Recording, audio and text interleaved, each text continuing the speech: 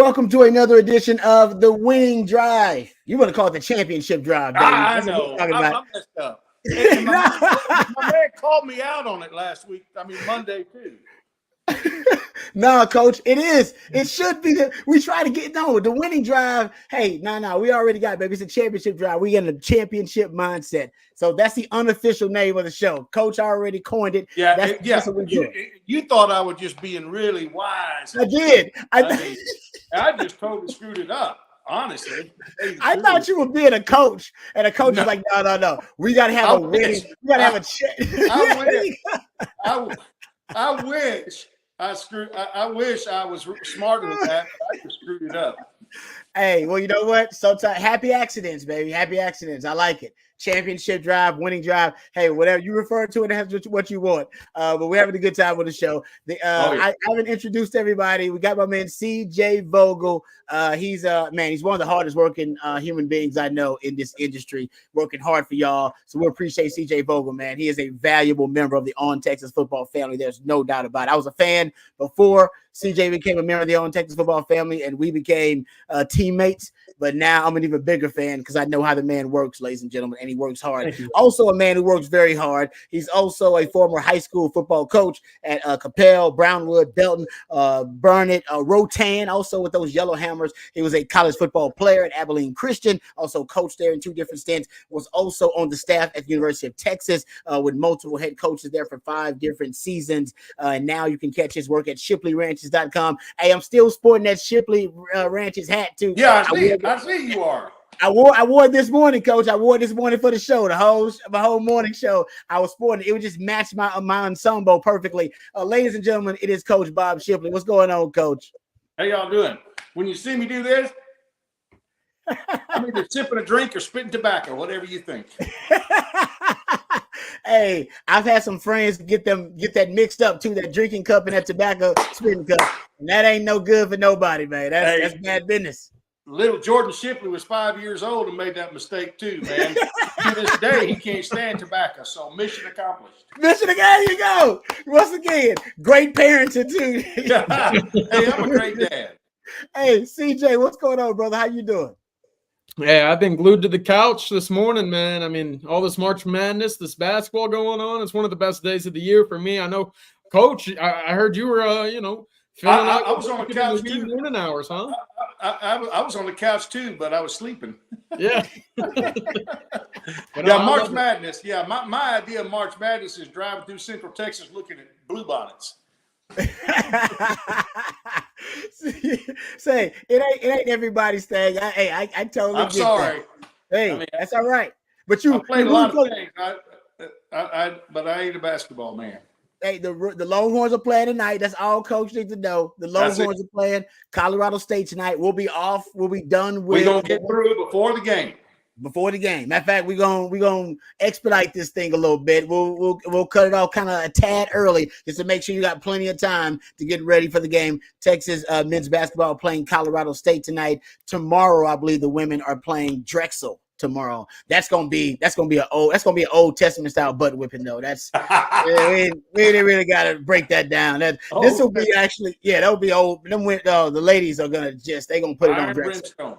Yeah, the ladies are on 1 seed, so they in a different category than the men who are at 7 seed. But we'll get into it. We'll break it down just a little bit. We'll get into it just a tad. We got our own spin that the winning drive is going to put on it. But the big news: Texas Pro Day. I mean, CJ Vogel, one of the hardest working men in this industry. He was in attendance. Had a chance to see everything up close and personal. Man, I was following all your tweets. I was following all the coverage. It was great stuff there. So give me your thoughts, just initially, about Texas Pro Day. Matt Miller reported 96 scouts and our coaches and our executives in attendance at the Texas Pro Day. It's been a long time since they had them kind of numbers at a Texas Pro Day.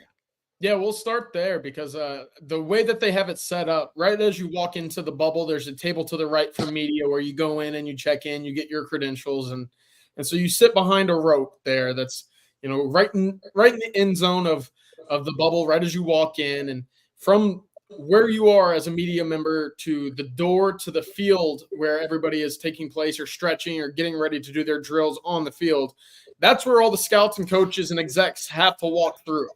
And so when that first bus unloaded and you saw that first guy with the NFL badge on his chest walked by, it felt like it took about 5 or 10 minutes before every single last NFL personnel member made it onto the field. And by the end of that time, you look over and, you know, it wasn't just 3 or 4 guys running and stretching and doing their pre-workout, you know, routine.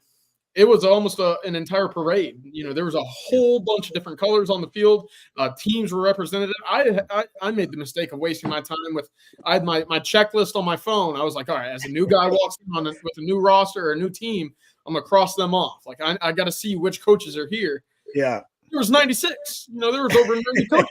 There's a coach from every single team at this pro day yesterday, which is not something you could say in recent years. And so, I mean, yesterday we mentioned it on the Longhorn live stream last night. It was almost a celebration of where Texas is currently under Steve Sarkisian. You know, you talked about these guys departing for the NFL and embarking on their career journey, which is, you know, going to be one of their biggest accomplishments, a goal, you know, that's coming true whenever they step foot in the NFL. And it was really cool to see not only the NFL personnel there to you know, watch, scout, evaluate the former Texas Longhorn players in attendance to support, but also, you know, the current teammates or past teammates that are on the team right now that said, you know what, I don't need to be studying right now. I need to be out here watching how this pro day works. I need to support my former brothers, and I need to be out here, you know, getting an idea of what it's like to become a future NFL prospect. So I thought it was really cool all around. And plus the performance on the field was spectacular as well. I'll tell you, it's the first pro day in a long time, in my opinion, that I think that Gil Brandt can't be there. He passed away, of course.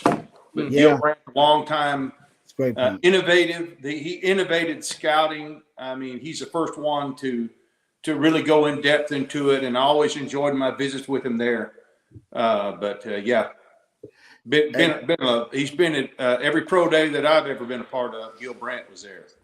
You're talking about someone who revolutionized evaluation, talent evaluation. I mean, he's basically one of the godfathers or the founding fathers of modern talent evaluation in the NFL. And I still remember, honestly, Coach, I remember the time that I walked into a pro day and Gil Brandt knew who I was. And I got butterflies. That's big time. Oh man! And he was like, I was like, excuse me. I was like, excuse me, Mr. Brand. He was like, Rod Babers. And I was like, whoa. You know what I mean? Whoa. I guess still to this day, I just my heart just kind of fluttered right then thinking about it, because he's considered, you know, such an iconic figure. So I'm with you on that. R.I.P. to a legend, no doubt about it. He was at all the Texas pro days. He represented all the time. He was there all the time, no doubt. He really did. They hadn't drafted near as many as we'd like to have drafted since he retired, but he loved Longhorns. He sure did. Yeah, there's no doubt about that. And he would have loved this group of Longhorns, this class coming out. I mean, it was a spectacular class. I love that. You know, you had now it's Jim Nagy, the Senior Bowl executive. He's the one that had the tweet that you referred to on the live stream, CJ, where he actually documented how many position coaches were in attendance at the Texas Pro Day.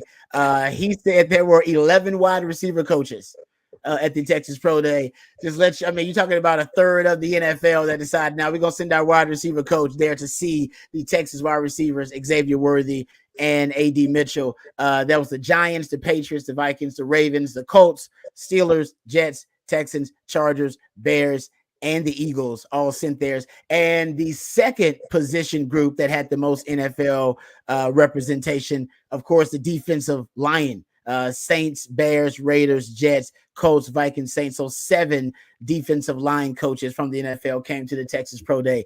I can't remember a time where they had that many position coaches just at any particular position. I'm sure it did happen back in the mid 2000s to late 2000s, but it's been a long time since I've been covering, because I've been covering since 2008. So it's been probably since I started covering Texas football at the beginning of that, Coach. Hey, Rod, one of the funnier moments of the afternoon was actually for the defensive line. And when you mentioned all those defensive line coaches that were in attendance, and whenever these big boys start running a little bit, it gets kind of tough for these guys to slow down at that size. And so they were running the circle, and so you start on one side of the circle, you run around it, you drop a bag, you make a quick turn around, and you go back the other side of the circle, and then you finish through the drill through the line.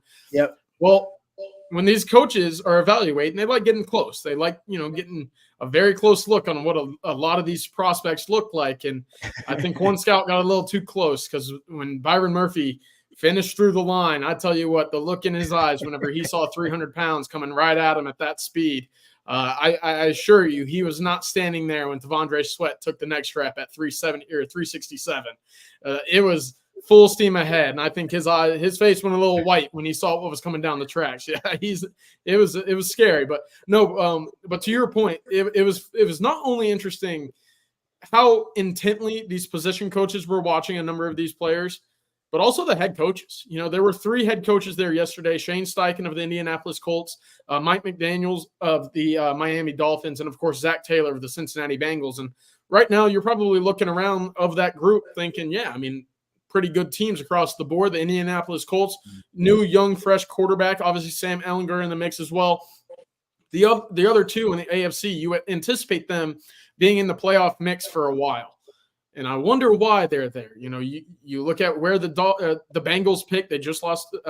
What's the future like with T. Higgins? Could they go out and add A.D. Mitchell at 18? The Miami Dolphins love speed. Could they make a move up for Xavier Worthy, or potentially draft someone like Jatavian Sanders later on in the draft? And, of course, the Colts with their new quarterback getting some new weapons. That's kind of the key for these young guys. But when Quinn Ewers came up to throw the ball later in that day, I tell you what, how close Mike McDaniel was to Quinn Ewers. I tell you what, the college coaches hate it. And Coach Shipley, you can talk about it a little bit as well. If you stand too close behind that quarterback when he's dropping back in practice, you're going to hear from Coach Milwee, Coach Sarkisian, and Coach Flood. Get back away from the quarterback. Don't touch the quarterback, and don't stand behind him when he's dropping back in his drop. But I tell you what, Mike McDaniel was as close as you could get without Sarkisian looking over and being like, hey, back up a bit. Right there, looking over his shoulder, watching every throw, and for good reason. I mean, he was on the money yesterday, and I thought it was one of the highlights of the day. When you talk about it holistically, Quinn Ewers was tremendous. Yeah, no doubt. I heard he only had one bad throw, pretty much, an overthrow on the out route. But other than that, everything looked crisp from Quinn Ewers. I got a couple of questions before we get to some of the questions from the chat, and throw them out there. Super chats questions. We'll get to them here in just a second. But this entire process, we know the Longhorns had a great combine. It was a fabulous combine. You could argue they won it overall with performances from Byron Murphy and Xavier Worthy setting the 40-yard dash record as well. A.D. Mitchell was phenomenal in his workouts. What player for Texas, what draftable prospect from Texas had the most, really had their draft stock improve the most in this off-season period here, the combine season, if you will, between combine and pro day? Who do you think's draft stock improved the most? It was undoubtedly Ryan Watts. This was the guy coming off of that Washington game. You didn't know what he was going to do, whether it be stay at Texas, move to safety, enter the transfer portal, or even, as he did, declare for the NFL draft. So for him to be kind of that uncertain for his own future, to go out, run a 4.53, come in above 6'3", broad jump 11.1 yesterday, and still clear 40 inches on the vertical. The athleticism alone with that length and size is going to get him drafted. And by each account, that he's been able to put on the field in front of these scouts, whether it be the East-West Shrine Bowl, where he was up in Frisco earlier this offseason, he impressed. Started climbing up into that draft a little bit. Goes to the combine, puts down great measurables. Okay, now he's maybe for sure in the draft, maybe even a 6th-round pick. Then he goes out yesterday and he jumps 11-1. He does great in the individual position drills. Now you're sitting there thinking, could this guy be a fourth or even or fifth or fourth round pick? Like, how high is Ryan Watts going to go? He's really, really climbed. It's been really impressive because, again, coming off of that Washington game where it felt like he was picked on, pretty harshly by Texas fans.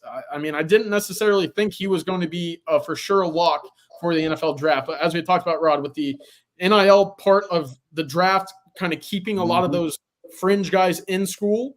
Oh, yeah. It certainly helps his case with this strong testing to be like, all right, now he's got a pretty good shot to make some good money in the draft. Totally agree. Yeah. Coach, what do you think? Well, I agree. I think he did a good job in helping himself because he was. There's a huge question, but again, I think he's one of those versatile players, that can play a couple of positions back there, and I think he's intriguing. With the length that he has at 6'3", is he's intriguing, and the broad jump is that's a pretty interesting. 11-1. That's it's explosive. Yeah. That shows some explosion. At 6'3", to be able to jump. At that, I think Xavier was what 10, almost 11 feet. I think maybe. On his. So I agree. I think Ryan Watts really helped himself. Yeah, what was impressive yesterday for Watts is 10.5 at the NFL Combine is what he did jump on the broad jump. Not bad, and when you match that with the 40-inch vertical, you're looking at it like, yeah, we know that you have that explosiveness. When you clear 11 inches, I mean, or 11 feet, sorry, excuse me. Yeah. Then that's really saying, yeah, his lower body can really go. It was funny. He jumped, I think, a 10.8 in his first jump, and he jumps again, and you hear A.D. Mitchell off to the side go, oh, yeah, that's 10-10, like for sure. And then you hear the scout that's measuring go 11-1, and that whole sideline of Texas players that were participating yesterday just explodes a little bit.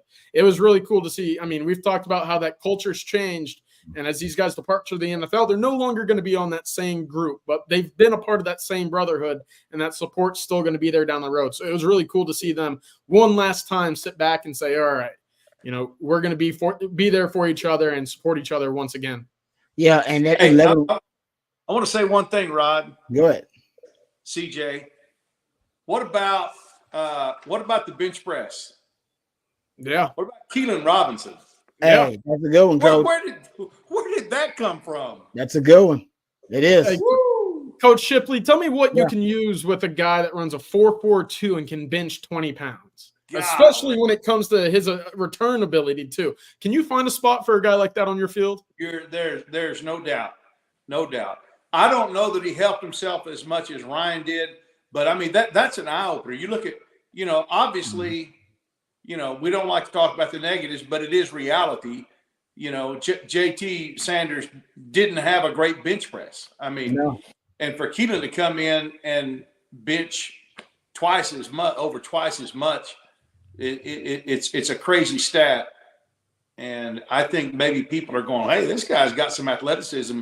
Maybe we didn't take a little closer look at him and his versatility and everything he can do.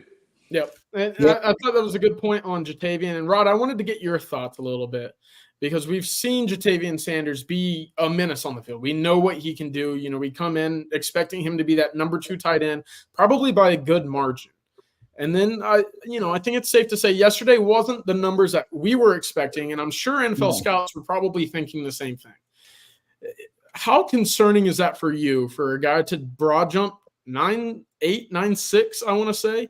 He didn't have a great vertical and only 8 reps on the bench. I mean, was there something you think behind the scenes that was kind of holding him back, or is that something that you're just going to say, all right, he did it at the Combine, we'll take those numbers, we'll take the tape on the field as well, and we'll just forget that the pro day ever happened?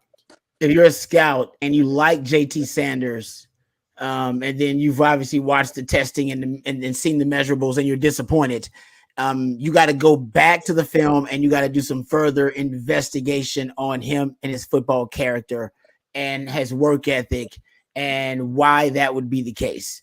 That's because I'm with you, dude. I think it was 8 reps or something like that on the bench. As a tight end, considering upper body strength is going to be something that you have to utilize when you're blocking defensive ends, outside linebackers, that will be a concern.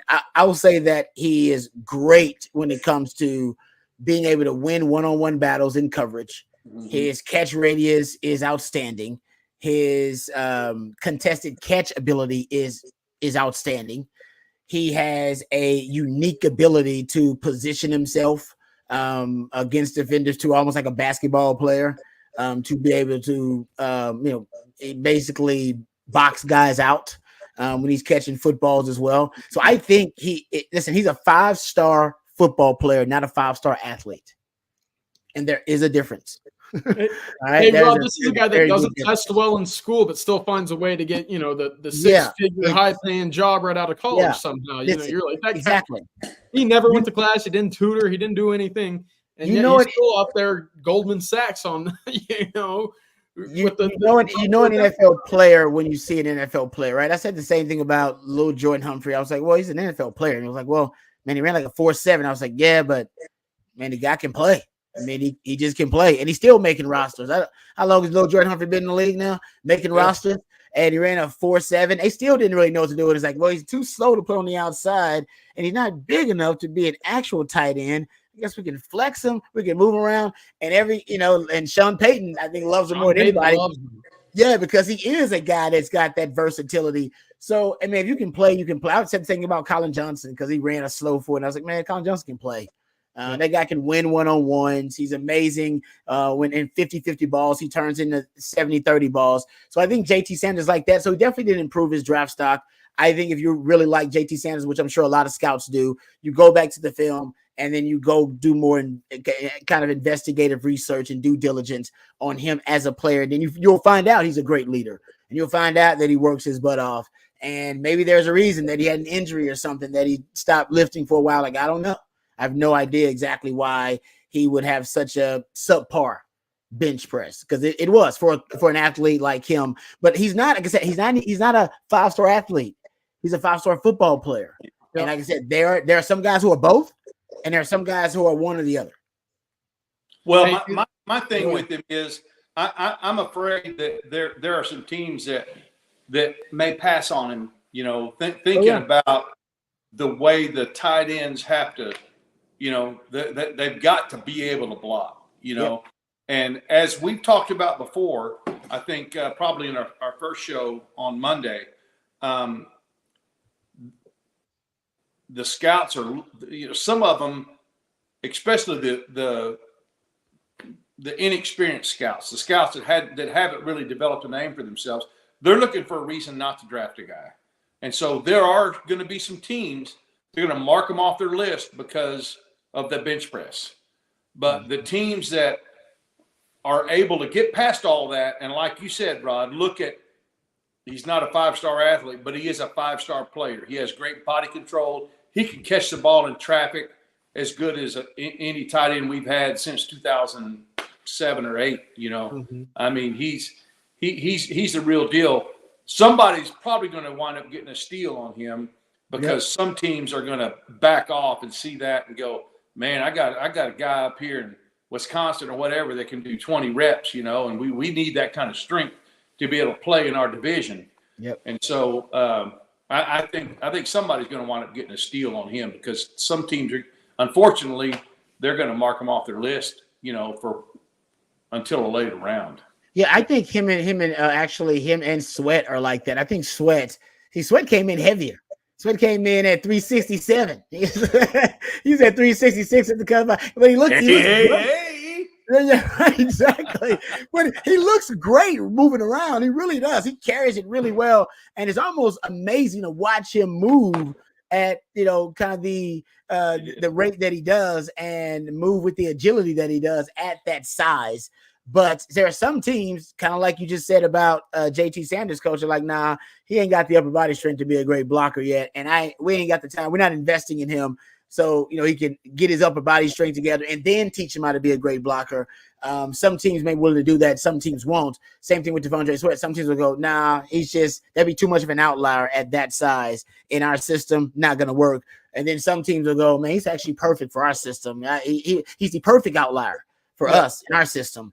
So it's all about preference with these coaches and what systems they're running, that kind of stuff. Let me ask you this, because I know I want to talk about get to some of these questions and talk about the Texas spring football season a little bit, with Texas having their second spring practice. I want to get to the question of how many players do you think will be overall drafted now? You just said, CJ, and I think you made a great point about, now Ryan Watts is going to be a draftable prospect. It looks like he could be drafted in the late rounds. How many guys? Christian Jones now is a guy that went from being a late round pick to now some people are saying he could be a mid round pick. How many guys overall? What's your over under here on how many Texas players get drafted in the draft?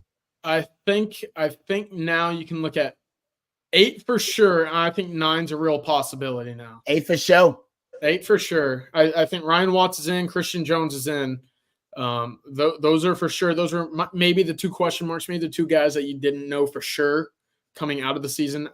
Following what they've done from now to the Combine, to the Senior Bowl, to the Pro Day, you can lock them in for sure. And what's interesting now is how high do teams start valuing Keelan Robinson? Because, Coach, like you said, 20 reps at 225, that's not something to shrug at when you compare that or combine that with a 4.4 240. I mean, now you're really moving and you got some power to you. Not only are you going to be able to be a guy that can tote the rock, but you can also be a guy that brings down ball carriers, which is exactly what he did on punts and did a very, very fine job of that this past season. So he's an interesting one to me. The only ones that I'm for sure looking at that participated yesterday that I don't think will be drafted is I don't think there's enough value in punters to hear Ryan Sanborn's name. Jet Bush, for all that he gave Texas, I just think he's lacking a little athleticism and production on the field to get drafted. And then, unfortunately, I don't think right now you're going to hear Jordan Whittington's name. And I think it's very unfortunate because, again, you talk to anybody in the Texas circle, you talk to all 3 of us, and we'll tell you the exact same thing. And he even mentioned it in his pro day press conference yesterday. I mean, he was sitting there, he's like, the biggest thing that stood out to me in this draft process was every NFL scout that has talked to a Texas football player about me, or they asked them the same question. Who is one person from your Texas team in 2023 that you would bring with you to the NFL to be on your team? And Jordan said every one of his teammates answered Jordan Whittington. And again, I think that's the sentiment that we would all echo. We would all have those same stories about Jordan Whittington, the heart, the effort, the hustle, how much this game means to him. But unfortunately, he just hasn't been healthy to participate in the Senior Bowl, the Pro Day, or the Combine. Texas will have another opportunity for him to get those testing numbers available to scouts on April 14th with the little second mini Pro Day in Austin. Just one last opportunity 2 weeks before the NFL draft. But for Whittington right now, it's so unfortunate, but I don't think he's going to be hearing his name called in the draft this upcoming month or next month. Yeah, I think. Yeah, I agree with that too. Unfortunately, for every guy you've got, imagine every team in Division I football or even in college football that has somebody like Ryan Watts, that somebody like Keelan Robinson who is showing some stuff late and moving up. Unfortunately, with Jay Witt, being injured, he's going to have some people pass him up because they're impressing the scouts in their pro days. And there's you just think about all the pro days across the country and the people that's draft stock is increasing. And again, you've got to remember the majority of these scouts, they do not want to be embarrassed. They want to try to find a reason not to draft you. And so, unfortunately, I'm glad you said that, CJ, because I was thinking the same thing after Pro Day. I'm just afraid that, that there's going to be some people that are going to pass Jay Witt up. But make no mistake, he will have a long NFL career, in my opinion. He will be a guy that may have to go as a free agent, but the things that he brings to the table in terms of locker room and leadership and work ethic and all those things, he's going to be impressive in the interviews and all those things that he's doing. But I'm just afraid there's some people that are passing him up in their pro days. Yeah, listen, it's never been a question whether Jay Witt can play and whether Jay Witt has a Sunday skill set. He does, but Jay Witt can't stay healthy, and durability is the number one ability in the NFL. Can't make the club in the tub, and my concern is that even if Jay Witt does impress at the NFL level, can he stay healthy enough? Is he durable enough? to stay healthy an entire season to contribute. And if he is healthy, yeah, everybody's going to see all the assets he brings to a team. But if he's not healthy, you don't get that. So I've always said I think Jay Witt's got a shot, but there's no way he's going to get drafted because he hasn't had a chance to showcase enough. And he hasn't had a chance to test at all, really. And we don't know how the testing is going to go at the next pro day. And I'm sure 96 NFL, scouts, execs, coaches won't be there. And I think for Jay Witt, honestly, at this point, he's got to try to just be a priority free agent. Which isn't the end of the world, by the way. You get to pick where you go. This is one of those things where you can walk into a franchise that has done things the right way for a long period of time. And has a decent quarterback to get you the rock. And, you talk about for quarterbacks, the big thing coming out of college is finding the right system, finding the right offensive mind to put you in situations to succeed while also having an offensive line in front of you. And that's a big part of it. For wide receivers, it's different because you got to have somebody throw you the rock. And right now we're looking at it a little differently for guys like Xavier Worthy and A.D. Mitchell. If they don't go in the first round, now you get into that second round where, it's no longer playoff teams that you're dealing with in that back half of the first round. You might end up in Carolina or New England or, for previously before the Russell Wilson signing, Pittsburgh, where it looked like a lot of these teams are like, not where you want to end up as a wide receiver. So for Jordan Whittington, an undrafted free agent route wouldn't be the worst part because, hey, you could end up in Houston and you could have CJ Stroud thrown to you with a very, bright future ahead of you with that franchise. Yeah, no, it's a good point. I totally agree with you. No, you're right. The wide receiver draft also hurts Jay Witt this year too. It's one of the deepest wide receiver drafts we've seen in years. It is the deepest position in football, period, but it's a really deep wide receiver draft. All right, how about this? There's a great question here from Rick.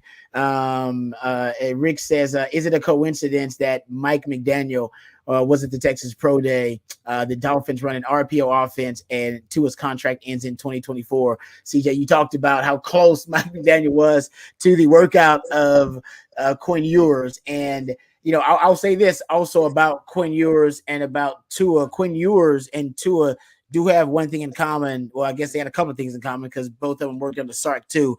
But Sark runs an RPO-based passing game. They're also kind of first read quarterbacks. They're best on their first read. They're best when they're throwing immediately to their first read, which is usually when you're scheming something open. An RPO-based passing game can do that. That's what the Dolphins do a lot. The reason they were able to solve the conundrum of Tua getting hurt, and Tua kept hitting the ground all the time, and I know he took some martial arts classes and all that kind of stuff. But the key was they got the ball out quickly. Nobody gets the ball out quicker than Tua and the Dolphins. They get the ball out very, very quickly, and that's why they use more motion than anybody else in the NFL. Also, something that Sark needs to use more of. They use more motion to get the ball to their fast football players, their speed demons on the move already.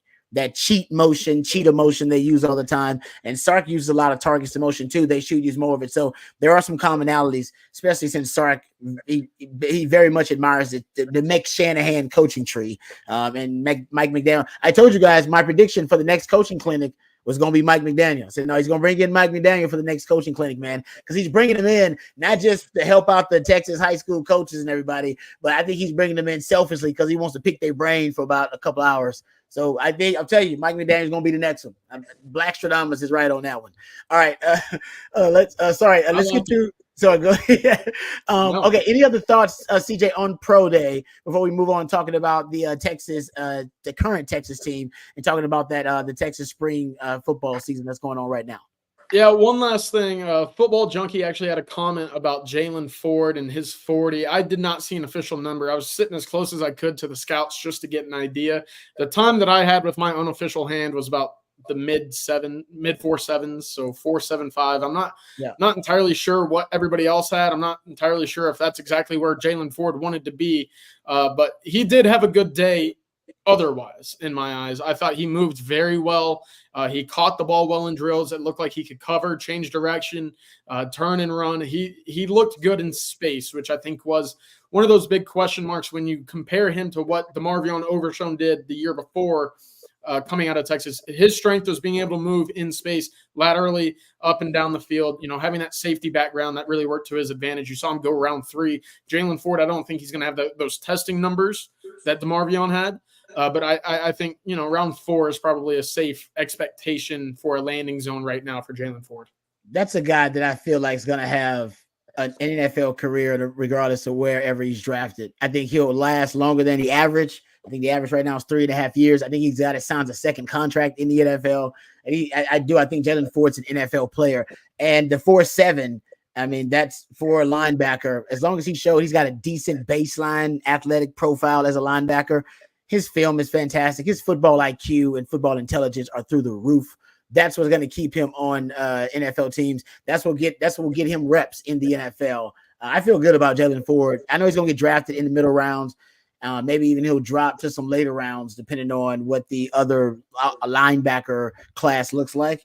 But I think he's a guy that immediately makes a roster and sticks in the NFL for a few years. There's no question in my mind. Absolutely. Rod, how do you compare him with one of your teammates, Derek Johnson? Oh, that's good. That's good. Actually, because him and DJ are close. I know that because I've seen them interact and talk on our Third and Longhorns podcast that Derek Johnson does. Shout out to Nick Shuley, my man, Fozzie Whitaker, Jeremy Hills, Alex Okafor, and the crew. But they don't. First of all, Derek Johnson's a physical freak.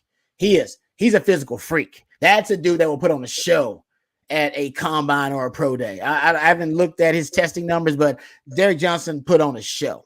He really did. Because he was, like I said, that guy was running like a DB back when he came on campus at Texas. He was a new age linebacker. Yeah, you remember this, Coach. Back when they first recruited Derek Johnson, their team's still running triple option in the Big 12, man. You still had Nebraska.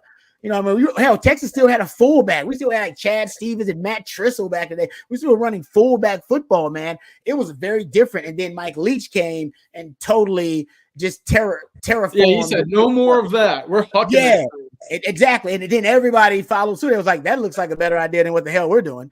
And everybody became a spread league. And Derek Johnson was perfect for that. And Derek Johnson could run. And he was so the intelligence is where I think they are comparable. Derek Johnson was such an intelligent football player, guys. When he first came, that little move that his signature move, the tomahawk punch, where he punches he wraps up the football player, the ball carrier with one arm, and then punches the football out with the other. All right, he was doing that when he came on campus as a high school prospect already. We saw him do it in practice, and then Coach Maurice was like, you know what? We should put that in the drills. That's a good move. Let's do that. Do that. Hey, guys, do that. We started maybe like a Derek Johnson drill. He was doing it naturally. He was that kind of football player. And he started and he told us, he was like, and we did it later. He said, I thought about it. He said, no, I thought about if I'm good enough, I'm fast enough to be able to track down the ball carrier and secure him and athletic enough to secure him with one arm, then why not try to get that ball out with the other arm? But everybody can't do that. All right. Yeah, he can do it. I tried to do it one time and missed the tackle and got yelled at. So I'm like, you know what? I'm done with the Derek Johnson method. I'm done with I'm not a freak like that. So freakishly, athletically, they're not comparable. But I would say football intelligence, Jaylen Ford is highly intelligent. He's a football investigator. He really is.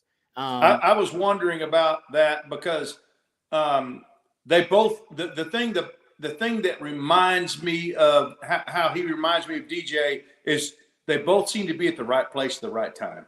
So many, just have that innate ability to read the quarterback or see plays develop and just be at the right place at the right time. Yep, you're right about that. And I think that's because of that football IQ that they always kind of they got to jump ahead of everybody else comes to diagnosing plays. All right, good stuff there on the Texas Pro Day. Everybody looks forward to the draft when Texas, they could have as many as 8 guys. If they have 3 first rounders, it'll be the first time they have 3 first round picks since 1980. Just keep that in mind. Mel Kiper right now, I believe, has them with 3 first round picks. So we'll see how that goes. All right, I think there's a nice little segue in here by Rick asking about Sadir Mitchell, because this is interesting. Because Sadir Mitchell was there along with a lot of other players too. And he said, could attending a pro day turn out to be the motivation Sadir Mitchell needs to lose 20 pounds and get ready to contribute in 2024? I saw Kenny Baker out there. I saw the picture. Jerry Hamilton actually tweeted out of Kenny Baker out there coaching Sadir Mitchell up out there at the Texas Pro Day, giving him some pointers. I don't know what he was saying, but man, I think all Longhorn fans got giddy about that. That is kind of the key for, this team, the beauty of them being able to witness these guys on the same path that they're about to be on that journey. Yeah. All these young guys are out there. It's inspiring.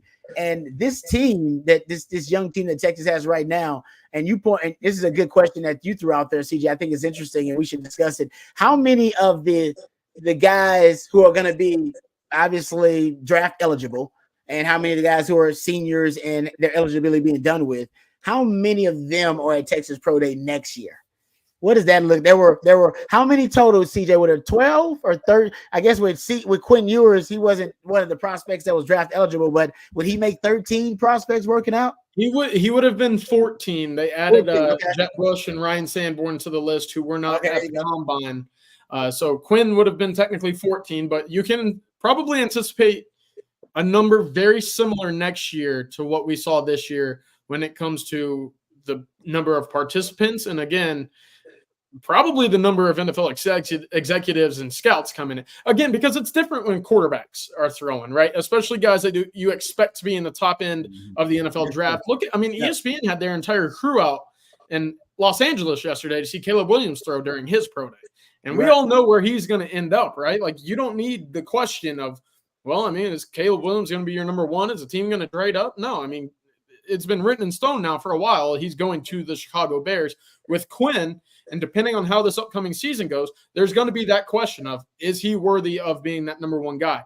Is he a top 5 caliber guy, top 10? Is he a first rounder? Right now, I think coming off of the day he had yesterday, you can firmly plant him in that first round. But as a result of that, that's going to bring extra eyeballs, extra scouts, extra position coaches that probably wouldn't have made the trip to see guys like Calvin Banks, maybe a DJ Campbell, someone like Isaiah Bond, who we're looking at right now, could certainly fill the void of an Xavier Worthy with that speed. Does Silas Bolden figure into the way into the pro day as well? Andrew Makuba, Trey Moore. There's so many other extra pieces. Jade Barron, I'm forgetting him, and Terrence Brooks. So my point is, this was probably the first year that you can expect a really heavy run of pro day attendees, not only for participants on the field, but scout in the stands, sitting there clocking the Texas Longhorns. It's different now with Sarkisian. We should be rejoicing in that regard. Yeah. There'll definitely be more players, I think, working out.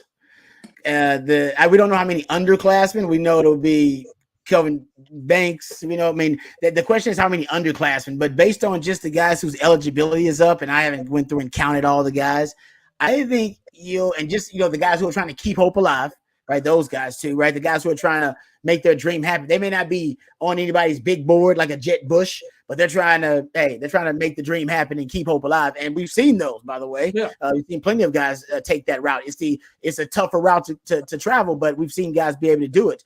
And so I think because of that, and also, like I said, you may even get some older guys from different classes who now see 96 NFL scouts, coaches, and execs out there going, you know what, man, if I want to revive my NFL career, I might need to go work out in Texas. Let me go ask Sark if I can work out there. I think you're going to have more next year just based. And then the underclassmen, like you said, who are the underclassmen that show out? That we're not anticipating might have a shot, and didn't anticipate them being draft eligible so soon, but have a breakout year. Have a great year, and then have to make that decision. That's the first world problem that we all want to have. So I think you'll have more than the 14. I'm going to say you'll probably have closer to 20. I really do. I think you have a ton of guys working out next season. Coach, was there a year that you remember just having really a remarkable amount of guys at the pro day, or even a draft class from Texas that you looked at and was like, all right, this group of guys, whether it be super top heavy or super loaded, you're like, all right, that was a really special year. I'm looking forward to them, duplicating that. Yeah, well, obviously the 2006 draft was, pretty special for Texas. And I just remember, I don't remember that as much as I do 2008, 2009. I just remember just guys that were freaks. Who's a defensive end that we had out of Dallas that was a freak that got hurt going down some stairs or something? Sergio Kendall. Sergio Kendall. Oh, Freak. my goodness. If Freak. you've ever seen that guy in person, yeah. I mean, you just go, oh, my goodness. Yeah, and man. then you see him run. He was one of the freakiest guys I've ever seen in person. Yeah, he was. He really was. And it was just really a tragedy that he wasn't able to, to really develop and fill out his potential in the NFL. I want to say he was drafted by the Ravens, wasn't he? Was he drafted by the Ravens in the second round? I want to say he was drafted by the Ravens. That's how you know you're a badass. If the Ravens draft you anyway. It's a linebacker. Yeah. No doubt. Okay, so real quick, here are the guys who are listed as seniors on the roster. I don't know the COVID eligibility stuff, so let's some of these guys still may have another year. Yeah, are they done with that officially? Are we done with that, CJ? Yeah. Okay, so here are the guys who are seniors that I think may work out at Pro Day next year. Jahdae Barron, of course. Gavin Holmes, right? Makuba, Kendrick Blackshear, David Bender, Maurice Blackwell, Bert Auburn, Vernon Broughton, Jake Mason will be there. Alfred Collins. Exactly. Alfred Collins, Hayden Conner. I'm just going down the list here. You think Gunnar Helm's going to work out? I think so. Baron Sorrell's going to work out. I mean, just Savea. That alone, where we at? We had 12, 13. We had 15 right there. That's just the seniors. That ain't even counting Quinn. Quinn's going to be there. Kelvin, I mean, that's what I'm saying. Like, Kelvin Banks, I think you're going to end up at 20-some. It's especially if some underclassmen show out, and then a couple of old heads decide, hey, man, I'm going back there to work out a little bit too and keep my dream alive. I think you might be close to 20 next year, man. It's going to be low. It's going to be a loaded pro day. That's interesting. I think that's also, a tip of the cap to Sarkisian and his staff for retaining a lot of these guys. It's That's one thing to develop these guys, but Texas, a lot under Tom Herman towards the back end of that regime, you didn't necessarily see your freshman class stick 4 years at the school. And I think that was a little bit of the changing of the times in college football, where the portal became a little bit louder. You saw guys transferring if the situation wasn't right or the scheme or the fit wasn't right. But for a lot of that, especially that 2018 class that you look at and you're like, all right, the defensive backs are going to be what gets you through, for the most part. That's the biggest takeaway you could have from that class. BJ Foster transferred out, Yep. Jalen Green transferred out. There were guys, Caden Stearns left early. So that group that you thought were going to be 4-year guys, perhaps, when you're looking around the room, the fourth year, you're like, all right, we need a brand new group, for the most part. So yeah. I think that's a big testament and kind of a tip of the cap of this staff is, hey, if you're not on the field yet, trust the process, trust the development. We'll find a way for you. Be on your own path. That's something that he preaches about Arch all the time is, he's beaten to the path of his own drum, basically. So I think that's a really important part of it. Yeah. No, it's interesting when you're looking at this roster. One thing I want to ask you, there are a lot of players that we've discussed in this offseason, and I mean, I feel like we talk about some of the same players over and over again. Do you guys have any sleepers?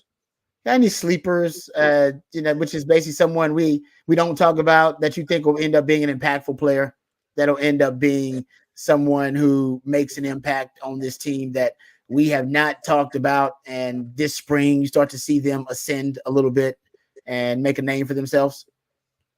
I've got two, and I think Coach Shipley's going to like both of them. The first is Matthew Golden. I think having watched him Tuesday in that live situation or in that live practice for the first time, he comes off a bit differently at the wide receiver. And I think, Isaiah Bond gets the headlines. You see the production from Silas Bolden. You think, all right, yeah, those are the two guys that we can really count on to just throw into the lineup for Quinn Ewers and see a lot of production. Matthew Golden looks really, really good. And then the other one I'm sticking at wide receiver, DeAndre Moore. And I know that tight wide receiver circle doesn't expand a whole lot under Sarkisian, but this is a kid that sees an opportunity and he's ready to fight for it. Was the first on the field on Monday for the first practice of spring football, was the first again this morning I was told to get on the field just to be around the practice, just to get extra catches, extra straps, extra routes, whatever it was. He's there. So I think DeAndre Moore has that brain on him right now that says there's opportunities for targets right now at the Texas wide receiver spot. I'm gonna go claim mine. So yeah, Coach, you got any? Well, I had Matthew Golden on my list. Hey, for sure. And I got Silas, because, there's been so much talk about, the graduating class, it's just going to be, guys that are new to the program. You could say any of them, break out because we haven't seen him yet. But Leonga Lafau is a guy that I'm really interested in watching this spring and seeing how he develops. We don't talk about him a lot. We've talked about him a couple times, Rod, but he's a guy that I'm really excited to see. And really, if the secondary is able to reach the potential that we hope they will, it's because Malik Muhammad is going to come out and really just have a breakthrough spring and be a big-time leader in our secondary. So I'm hoping that, on the back end of it, Malik is a guy that really starts spreading his wings and becoming a leader on this team, and obviously a leader on the defense.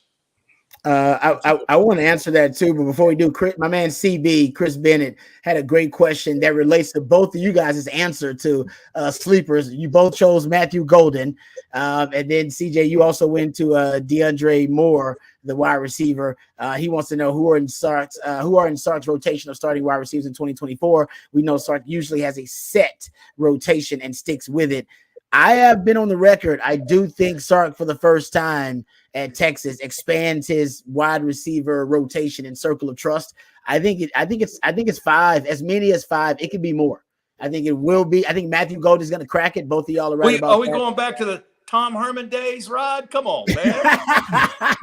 Kyle Money, baby. Kyle Money. Where Kyle Money at? My man Kyle Money. Yeah. That's my man. Kyle Money.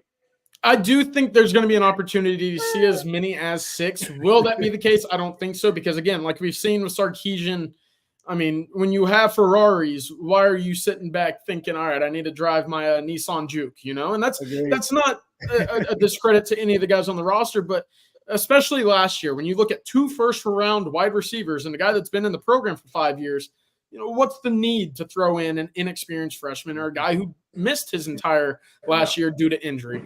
This year is different because it feels like everybody's on the same playing field coming in when it comes to newness to the system or career production. There's a lot of leveling out that it leaves it up to chance a little bit more. Yeah. Day one, the first guys that I noticed with the first unit, it was Isaiah Bond, it was Jonte Cook, and it was DeAndre Moore in the slot. Matthew Golden in the routes on air part of practice was getting a lot of run at multiple positions. So if he's your 4th guy right now, that's a pretty good one. And that's not to say he won't eventually be in the first group. Again, we were only in practice for about 20, 30 minutes on day one of spring football. Things can change immediately. But that also, Coach, brings me to Ryan Wingo, who, I mean, it's going to be tough to leave him off the field. Yeah. At 6'3", with a 10.6 100-meter, that kid is going to make some plays and he's going to make some noise this spring. The question is, how quickly can he get to the nitty-gritty of Sarkisian systems when it comes to the nuances of lining up, the routes, the depth? He talked about it a little bit with Jonte in the press conference. So, Coach, I wanted to ask you because, I mean, this is obviously almost a philosophy approach when it comes to coaches and their wide receiver position and the rotation that they have. If you feel like you have the bodies there, do you want to rotate often? Do you want to stay fresh? Or do you look at your top, 2 or 3 guys as, they're my horses, I'm going to let them run? Yeah, I always let my guys go. I mean, you got to, as DKR you say, dance with who brung you, but you have to be selective and know when you need to give your guys a break, and get some of these younger guys in there, especially maybe some of the games that we're going to have early in the season, maybe that aren't going to be barn burners, not Georgia or A&M or, one of those kind of games, some games where you can maybe get some guys in early and see what they look like. And then unfortunately, you always you've got to get some guys in the game because you never know when injuries are going to occur.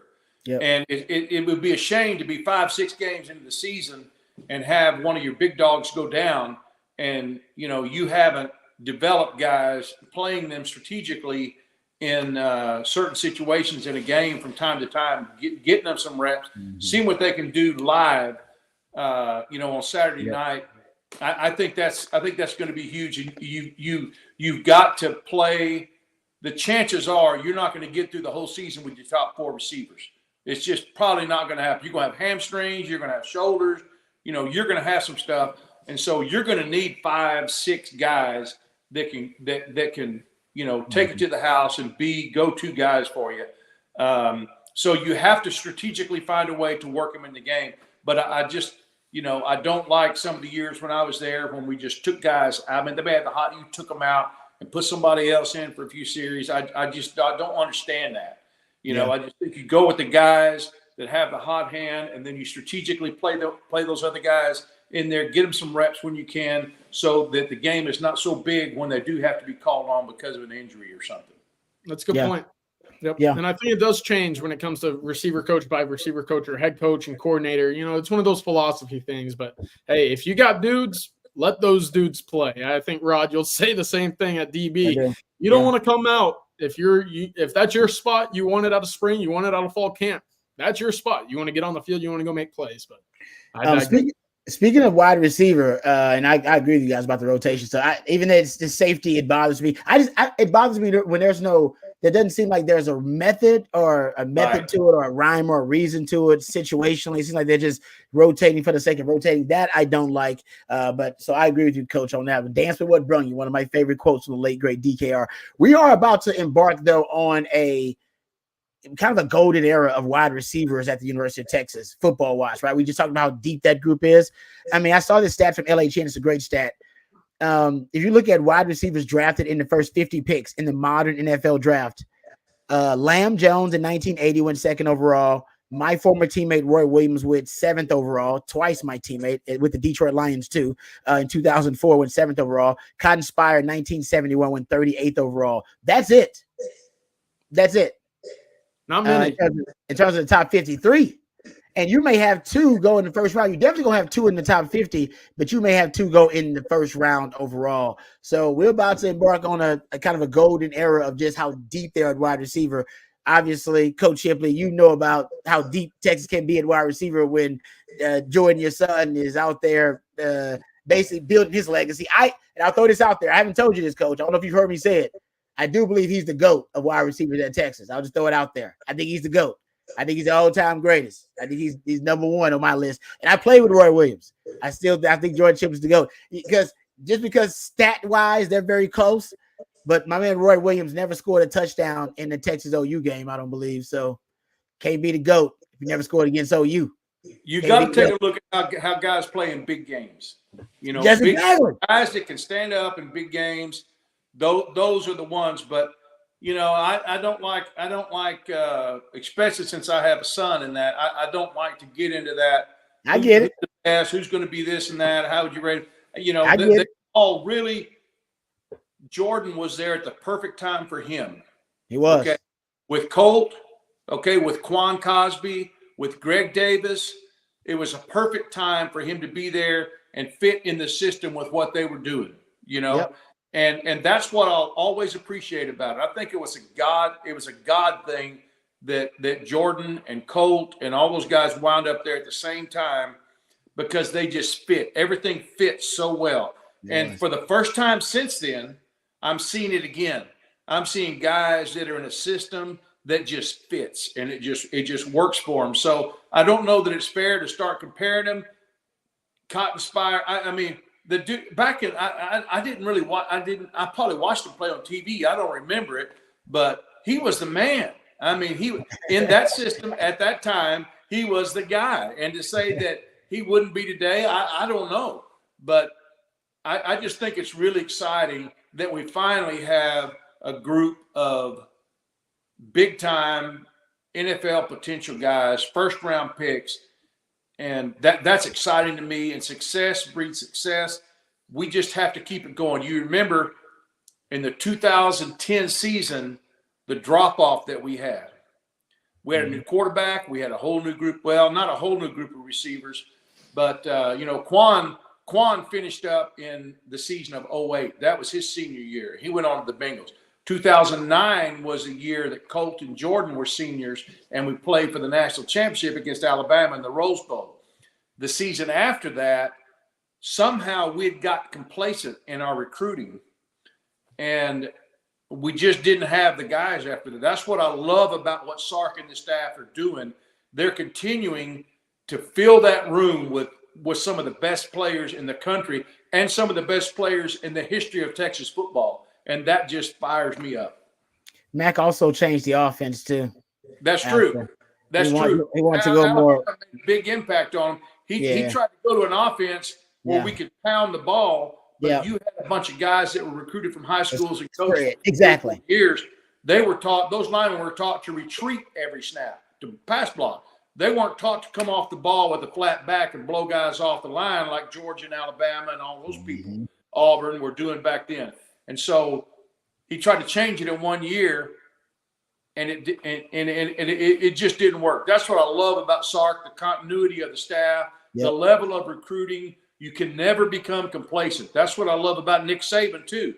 The guy could have just sat back and go, man, we got the best thing going in college football. No, he always had that edge. He always kept going.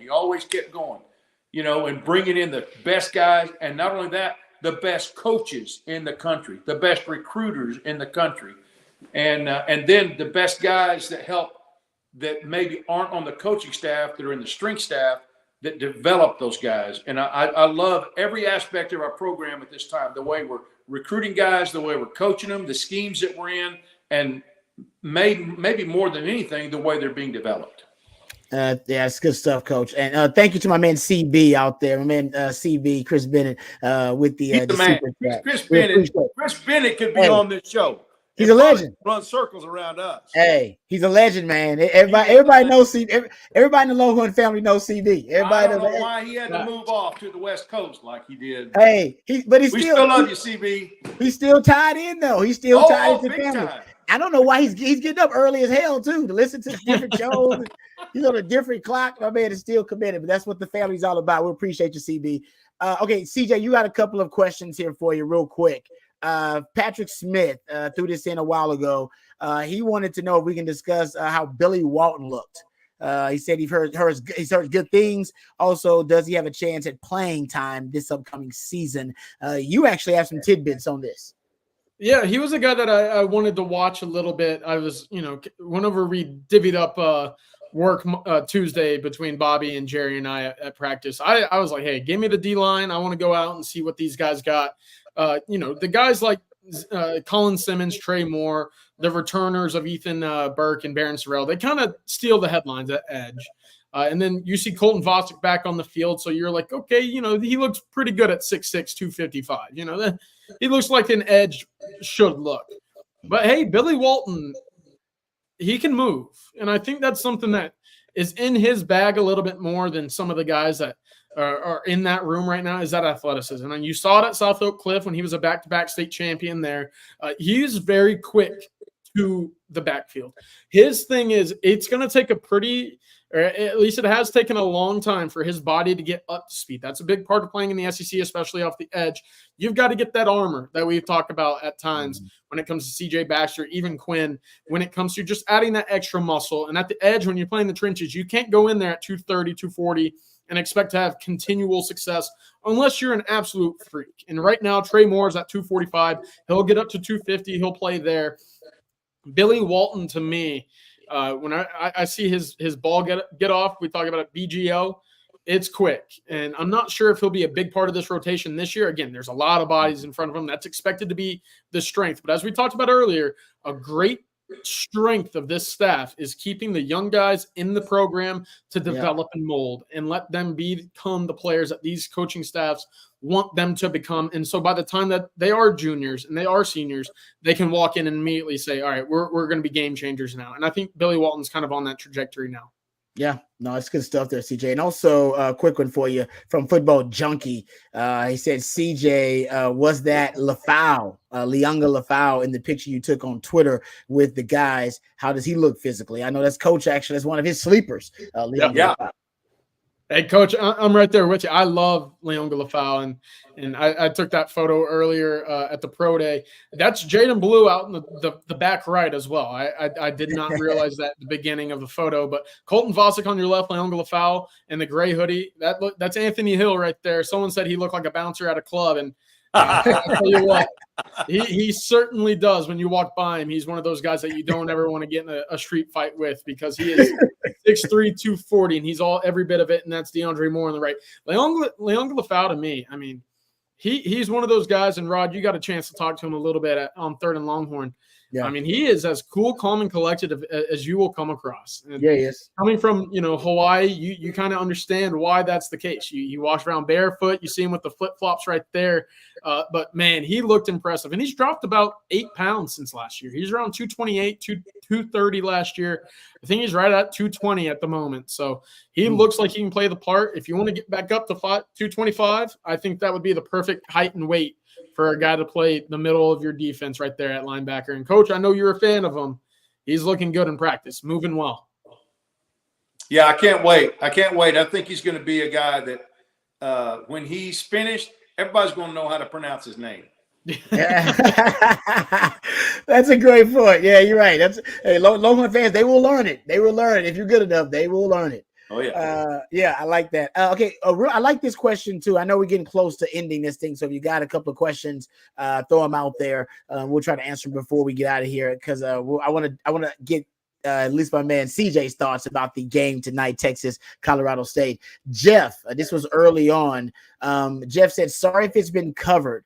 He said, but what happens if the designated player with the radio headset on the field goes out? How fast can a radio be installed in another helmet? How would that work? I'm glad you asked that, because Sark was asked about who's going to wear the headset on defense, and he said, I don't know. He said it could be a star, could be, the middle linebacker. He doesn't really know who it's going to be just yet. It could end up being a safety. I want to know if the rules state specifically, or if the rules stipulate that how many devices I can have available. I can only have one on the field. But this is my idea would be, okay, if I'm a defensive coordinator, I want Ja'Day Barron, I want Makuba, I want Anthony Hill. I want all of them to have the option. So basically, I want all 3 of those players to have 2 helmets on the sideline. One with a radio headset, one without. And then I, as a defensive coordinator, can go, all right, on this package, hey, tell Ja'Day coming up, he needs to get his headset on. He's going to be the one with the headset on this package. And I know it's a lot to keep up with, a lot of moving parts, but I feel like that's the best way to handle it, period. And so I don't know, Jeff, about the actual rules. I got to go look that up, because the rule technically has not actually been approved yet. It will be. They assume it will be, and that's why they're experimenting with it now. But I almost feel like they need to have multiple ones available for different players for the situation scenario that Jeff brings up. But also, I would like, as a defensive coordinator, to have different options for, being able to match up personnel if Anthony Hill's got to leave the field, or if Ja'Day Barron's got to be off the field, or I got to move him to corner. I would like the option to have someone else with that headset. Yeah, it's a good point, because, again, Texas likes to rotate a lot. If those guys are off the field, who's going to be your big communicator? Yeah. Also, when Texas is up by 40, and your starters aren't in, who's going to be that guy? Are there going to be multiple guys that are going to be sharing around one helmet to make sure that, the size fits all, regardless of whose head is in it? I don't think that's going to be the case. So that's interesting. April 18th is the date that we'll get that finalized by the NCAA Rules Committee. So, again, Rod, to your point, I mean, there's still a little bit of nuance that they could figure out. I actually had a Power 5 head coach come out and say to me that they should have just made it so that 3 guys on the field could have it, and I think that would help alleviate, the miscommunication. At times you could have a guy in the secondary, a linebacker and a defensive line. On the offensive side, you could have an offensive lineman, a quarterback, and maybe a receiver, a running back. That way, you bridge all 3 levels, and there's no, confusion for that matter. So we'll see if this rule takes any tweaks moving forward, but Good start nonetheless. Yeah, no, it's really interesting. Yeah, the different situations that could arise, but that's why Sark says they're going to keep the hand signals. They're going to keep hand signals. They're going to keep the whatever I guess the signal cards or the play cards they have too, just as a contingency plan. They'll keep that there as well. All right, let me ask you this before we get out of here because we're getting close to wrapping this thing up because Texas men will be facing Colorado State. All right, so I'll ask you this. I'll ask CJ this, and Coach, you could weigh in too. But I know you said you're not watching any tournament stuff. Does Texas have a better chance of having 3 players drafted in the first round, or at Texas men's basketball advancing past the second round of the tournament? Which one is more likely, CJ? Past the second round? So beating Tennessee? But his first round, see, they better. I mean, you don't think they're gonna win the first game against Colorado State? What do you think? It's a push? No, I think they'll win tonight. Yeah. I also think they'll have 3 guys drafted. I think Xavier Worthy finds a way into that first round. Tonight's kind of I don't want to say it's a coin flip, but it's about 60-40 in my eyes. I think Texas does squeak out a win. The key is keeping Dylan DeSue out of foul trouble. He's your nucleus on the offensive side of the ball. Everything goes through him. If you get him off the floor and have to ask Max Abmas to do everything, the wheels start falling apart. Max Abmas, again, can catch fire at any point. He's a microwave. He's a top 10 all-time scorer for a reason. But if you can keep both of them on the floor together, that allows a guy like IT Horton or even Caden Shedrick or Tyrese Hunter to sit in those corners, to sit there and just say, all right, if the ball comes to me, I'll be open, because everybody has to hone in on Max Abmas or Dylan DeSue. So keep him out of foul trouble, keep him on the floor, and I think Texas rolls. Just don't let it get into a rock fight like we saw Colorado State and Virginia. That's not the type of brand that Texas wants to play. They want to get up the pace, up the floor, and shoot some threes. So let's see him fly. Let's see him make some. And Texas should be fresh because they should have fresher legs. I did see that Colorado State, this will be their 5th game in the last 7 days. And their bench, they don't have really a deep bench either, 210th in bench scoring. So fatigue should play a factor. Texas and their athletic bigs running the floor, especially inside where Colorado State doesn't have the advantage either. You expect Texas to have to maximize those advantages. So I think Texas should win, but Ken Palm, just throwing it out there, has it as basically 50-50. He's got it as a push. Either team could take it.